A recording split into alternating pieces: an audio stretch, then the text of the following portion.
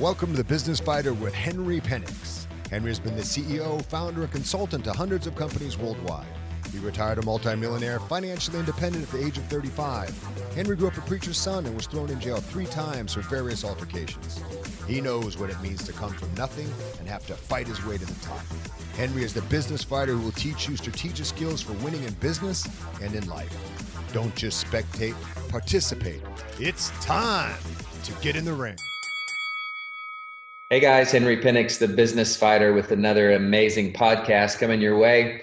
I've got part 2 with Amy Van Slambrook. She started off in part 1, and just as we got going, it was time to stop. So I asked her back. I do that very rarely with my guests, but I asked her back because I wanted to get into more of her story. So she's going to drop some nuggets. We're going to go through her story. At the end, if we have time, we're going to address trauma and this coronavirus that's going around as well. So Amy, so glad you're able to make it today. Thank you so much, Henry. I really am honored to be a repeat guest on your show. Yes, that's amazing. Thank you for being here. So I'm not gonna get into the small talk right now because I don't want to run out of time again with you. I want to dive right in because I'm very, very excited. So you help, in particular, you help everybody, but in particular, women get out of emotional trauma, and you do it not from a book that you've read, but from a life that you've led. So you had some trauma in your life. That's just where we were getting to during our last podcast. Tell me a little bit about that. Let's spend a few minutes on that, and then I want to spend a lot of minutes on how you got out of it and how you can help other women do the same. So I'll just kind of leave it at that. Start where you want to and lead me through it. I appreciate that, Henry. It really has been a lifelong journey for me. And for me, that's a great thing because it's added so much to my life. But it really started when I was 5 years old. And I encountered sexual abuse outside of my home, and really lived with the silence of that for a long time. And as is often the case with a lot of women with complex trauma or that earliest childhood trauma, I then encountered trauma when I was an adolescent, both in abusive dating relationships, but also going through rape. And again, keeping silent for many years, just really feeling like I soldiered on through the first event when I was 5. And so that just became my MO and the way I thought I was supposed to survive it and that I could endure it, and really was buying the truth that the trauma was telling me, which was this was somehow my fault on some level. And I was just going to say, how many women think it's their fault and they condemn themselves and they don't even want to talk about it because it makes it looks bad on them. I mean, isn't that a total backwards way of looking at it though? Oh, it's absolutely the truth. You don't question it. You don't question it because that perpetrator really is telling you over and over again. It gets so ingrained in your cells that you invited this in somehow, Somehow it was your fault. Right. And it wasn't. So how did you break that cycle? How did you finally come to grips that it wasn't your fault, and what led you through that and out of that? Right. I think it was really when I had reached one of the lowest points after a divorce, very painful divorce and identity shifting divorce. And then I drifted into a battle with anorexia. I'd had battles with it for many years, but it got to its most serious level when I was about 24, 25 years old. And I reached a weight that I had reached when I was 9. And it struck me Amy. About 5:30 when I was about to get on the treadmill. I got on the scale and I realized what the number meant. And at that moment, it was like my eyes fluttered open. And I started to piece together the memories inside. I really, at that moment, decided I have to do something or I'm going to die, and it seems strange that was when I realized it because there were so many other signs, but it really hit home for me. And what happens with trauma and what happened with me is that it's like a silent movie running in your life. There's no emotion connected to it because, again, you've bought the lie of it. And you just said, well, that's just the way it's always been. And suddenly the horror, the lies, the emotion just came flooding back for me. And that's really when I started my journey of saying, not only do I want to help myself, but I am determined that I'm going to help as many people as I can, especially as many women as I can, to overcome it. And the vision God had given me at 9 of really speaking to the masses of women started to kind of coalesce and make sense. So you had a vision, you had the encounter at 5, you had a vision at 9 that you were going to help women. You got out of it. So what got in your heart, and what did you do scholastically first? Because you've attained a lot of different degrees, and you've studied a lot for helping people. So it's not just, I want to go out and help everybody, but you actually took a scientific approach. You bring the real stuff to the table. Tell me a little bit about that, your background and how you approached it from a scholastic standpoint. And then I want to get to how you're helping women today. Sure, absolutely. I had always been a high achiever, so I got a degree, bachelor's degree in psychology, really was a perfectionist from that moment. And I wanted to go right back to school and get my master's because I'd really thought about it for years, but I knew I had to do the hardest work, which was in the office of my therapist, and really doing that kind of self-education that you can only do by going through it yourself and Sure. navigating that emotional healing. And as part of that, you know, my self-esteem started to return. And then I started my master's degree and did that while I was working full time, completed my master's degree, and have done a lot of postgraduate work, certifying in coaching and also working on brain health and functional medicine and faith, of course, and everything I can get my hands on with trauma. So you pursued this with everything you had. I mean, you Yes. wanted to be well equipped. Yes. Yeah. Wow. I knew what the value of what women would be trusting me with. And I wanted to come to the table as best prepared as I could. Oh my gosh, that's beautiful. Like, I know a lot of people who they've got the passion, but they don't get they're not well equipped. I'll put it that way. And they have good hearts, but they just can't really help at the level you can help. So out of all the experiences that you've had and the people that you've helped, can you give me maybe the first couple of steps that women need to be aware of? And then I want you to let me know where they can find out more about you. And then I just don't want to run out of time. You've got so much greatness inside of you. I want to get this out to so many people. So what are the first couple of steps? I know there's probably 10. I know there's an in-depth program you have to do. This is not a quick fix. Just the first 1 or 2 steps, whatever you're comfortable with, and then let's tell them how they can get a hold of you. Right. Well, I appreciate that. And as basic as it sounds, the first step I always address with women is really paying attention to 2 things. It's their self-talk. What are those messages flowing through your mind all the time? And we don't notice them because people come back and say, I don't have anything. And I say, take another week and listen, because I didn't think I had anything either. And it's just that sort of subtle, deceptive banter about your worthless. Are these things that are caught up in your subconscious? Kind of, yeah. And some of it is things caught up in your subconscious. Yes. And we're just so used to it. I think when you're in trauma, you run on autopilot, fight or flight all the time. So you aren't doing what we call metacognition, which is thinking about what we're thinking about. So slowing that down makes us realize the lies that we're feeding ourselves all day long. So explain metacognition. So metacognition is just thinking about your thoughts. So if you take time to analyze what it is you're thinking all day, that's the fancy word is metacognition for that. Okay.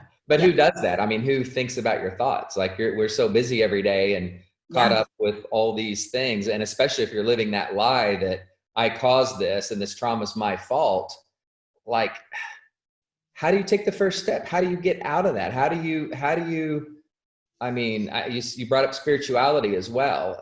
And I know that probably had a lot to do with it, but how do you take that first step? Well, one of the coolest ways that you can really identify that is to think about, what do you say to yourself, for instance, if you see a really happy couple walk by? Does your heart kind of ache a little bit and you think, well, I'll never have that? There's some little flash of a thought. Or if you see somebody who's really successful and you say to yourself, well, I'll never reach that level. Something flashes. It's sort of like that green flash, if you've ever heard of that, when there's a sunset on the ocean. It's really tuning in. You have to slow it all down. It's scary. It's scary when we have to lock into that, but it's there. It's there. And the more people start to notice it, I say, keep a running log. Just write. Diary or something. Write it down, put it in your phone, do something to stay aware of your awareness. Exactly. Get it out of your head and down onto paper. And then we can start to refute the things that you've been assuming. That is so good. So thank you for sharing that, at least that first step. How do people get a hold of you to get more of what you can offer? Because I know a lot of men and women are affected by this. I know you really specialize with women, but my gosh, in today's society, the places that we live now and the trauma that we've all been through, like, it's just now, it's not like it's cool to talk about it, but it's more accepted. Like, people are finally getting it, that until you become self-aware first and admit it, and then you can really get help. And people are doing that now. So how do they get a hold of you? Sure. And I wholeheartedly agree. And I have worked with several men and couples. And so it's just really about healing. But if people go to my website, Henry, at amyvanslambrook.com, there will be a lot of resources and a lot of new things coming up. There's a free guide to really tackle overwhelm that any of your listeners can get. And it's quick because we don't have time for big, long guides. And it's applicable to everybody. Especially now, I hope. That's my heart. Yeah. And I'll be coming up with some group coaching and a program that's really quick, kind of a challenge to detox shame from your life and really do a shame purge, because it's another subtle deceiver that I think most of us live with. I'm also on Instagram, of course, and Facebook, LinkedIn, Twitter, all of the socials. And I'd love to hear from people, especially on Instagram. I'm active over there a lot. Yeah, I know this from experience from the first interview that we did, my first podcast with you. I would notice the little messages that you would send over of inspiration, and as busy as you are and as busy as you stay, that meant so much to me personally. And it wasn't like a paragraph, but just a sentence or two that made the difference. So I know you really care, and people, they don't want to really give you attention until they really know that you care. And you do. I can attest to that personally. So thank you so much. I want to save the last about 5 minutes here for your thoughts on this, the coronavirus. I mean, that's right in the middle of it. This is going to air a few days after we tape it. But as of now, it's, what is it, the 12th, March 12th, I believe.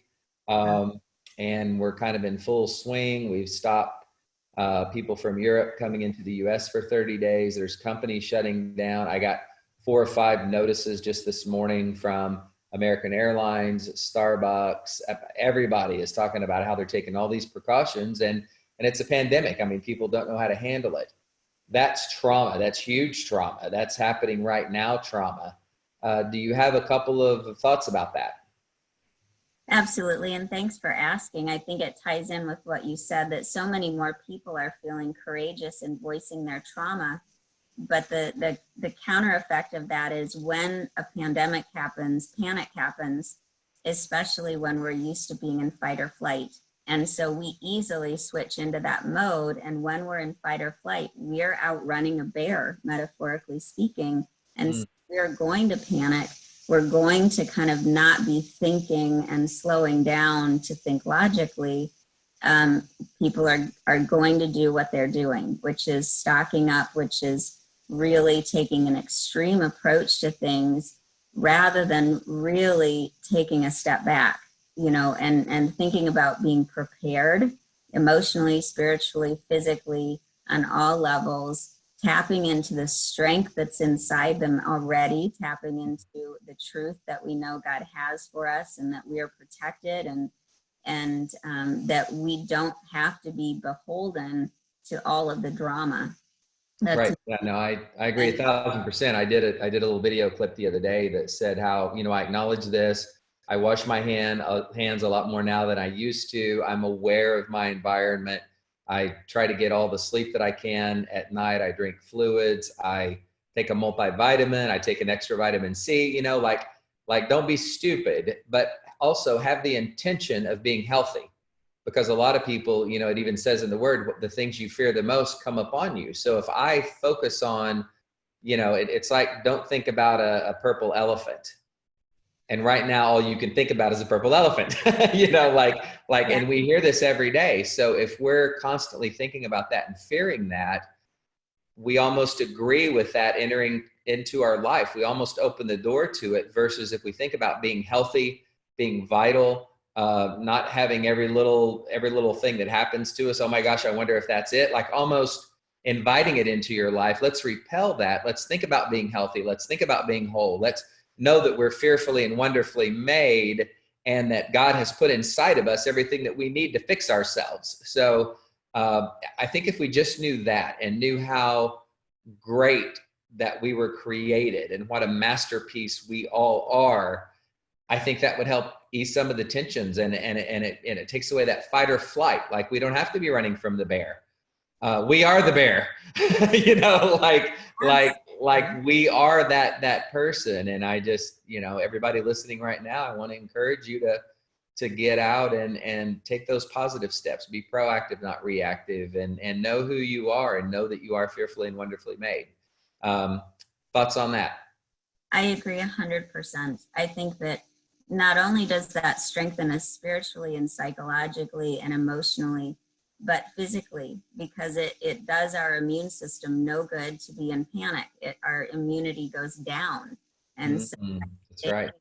That flow, God designed us that way for a reason. This is a pandemic of panic, as much as it is a pandemic of the coronavirus. And we don't have to treat it that way. We can take a logical, rational, strong approach to this. And that's what we were built on, especially in our country, I think, is, we're fighters, and we don't have to back down from this. And I think just your whole philosophy and your mission, Henry, to really remind people of the brilliant fighter that's inside of them, is going to help people combat this and get a hold of their lives again. Yeah, no, I agree with you 1,000%. Believe it or not, we're at the end of our time already again. I feel like there needs to be a part 3 now. But we'll see. We'll get this out first. And again, Amy, thank you so much. Amy Van Slambrook, look her up. She's the real deal. She has personally encouraged me, and it brings me joy to bring people with a true heart, with a whole heart, with a real heart for people onto my podcast, because there's enough fake out there. There's enough people who just are trying to make a name for themselves, but you've dedicated your whole life, Amy, to this, and you've equipped yourself in ways that very few people equip themselves. And I mean, in my books, you're number one. So thank you so much, guys. Get a hold of her. do what you can to spread the word. Do me a favor, all of you that are listening right now, go ahead and send this to 10 people. I know that you know at least 10 people that could use this information. Maybe somebody that's had traumatic events in their life, maybe somebody that's suffering from depression or anxiety, or even very fearful right now of what's going on in our great country. Send it to 10 people and encourage them to listen to some of this information, because I know it's going to help. Henry, the business fighter, Amy Van Slambrook, check us out. This will be, well, by the time you see it, it'll be on iTunes, it'll be on YouTube, and whatever you do, get with Amy as fast as you can to get some of this great information. Until next time, Amy, again, thank you so much for being with me.